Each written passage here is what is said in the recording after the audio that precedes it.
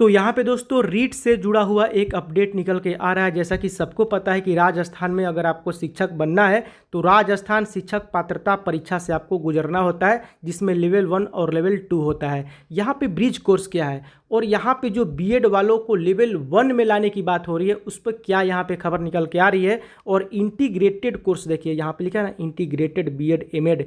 तो इसके बाद ही आप यहाँ पे ब्रिज कोर्स अगर 6 मंथ का करते हैं तो फिर आप 1 क्लास से लेकर के 5 क्लास तक के बच्चों को पढ़ाने के लिए एलिजिबल हो जाएंगे, प्राइमरी टीचर बन जाएंगे। तो यहाँ पे देखिए सबको पता है कि लेवल 1 में क्लास 1 से लेकर के 5 क्लास तक के बच्चों को यहाँ पे पढ़ाने की बात होती है, और क्लास 6 से लेकर के 8 तक के लेवल 2 का होता है, जिसमें आपको बीएड करना होता है, और इसमें प्राइमरी वाले बीएसटीसी का कोर्स करते हैं। ठीक है, तो यहाँ पे जो बीएसटीसी वाले हैं वो ये बोल रहे हैं कि अगर ये बीएड वाले भी इसमें अगर एंट्री कर देते हैं तो फिर हमारा तो बिल्कुल पत्ता साफ हो जाएगा।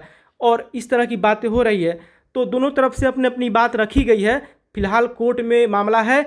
और यहाँ पे देखिए ब्रिज कोर्स क्या है ना कि ये प्राइमरी में बीएड को वैलिड करने के लिए एक तरह से सीधा सीधा आप कह लीजिए। ठीक है, तो ये इसको लेकर के अपडेट यही आई है कि अगर आप इंटीग्रेटेड बीएड एमएड कोर्स किए हैं, इंटीग्रेटेड का मतलब ये होता है कि कॉम्बिनेशन होता है, 2 कोर्स का कॉम्बिनेशन होता है। ठीक है, जैसे बीए के साथ बीएड कर लिया, बीए के साथ एलएलबी कर लिया, तो इसका काफ़ी चलन आजकल चल रहा है।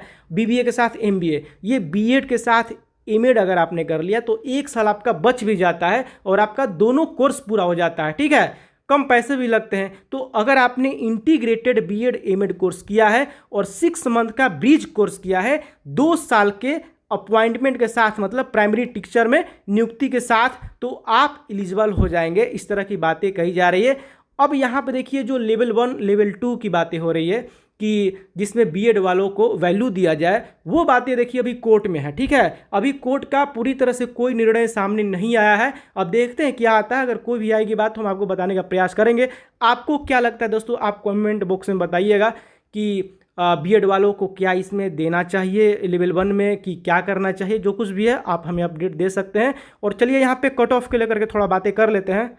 तो अब चलिए देख लेते हैं कि रीट लेवल 1 और लेवल 2 में आपका कैटेगरी वाइज और सब्जेक्ट वाइज कितना कट ऑफ जाने वाला है। इससे पहले जो हमने पोलिंग किया था पहले, उसमें केवल 1400 लोगों ने भाग लिया था, लेकिन इस बार दोस्तों 2300 लोग, यहाँ पे लगभग 1000 से ज़्यादा लोग बढ़ चुके हैं और 2300 लोगों ने वोटिंग किया है। पिछली बार केवल 1400 लोगों ने वोटिंग किया था। और यहाँ पे देख सकते हैं कि 40 से लेकर के 42% लोग ऐसे हैं जो 110 से लेकर के 120 नंबर के बीच में इनका बन रहा है। ठीक है, देख सकते हैं ना।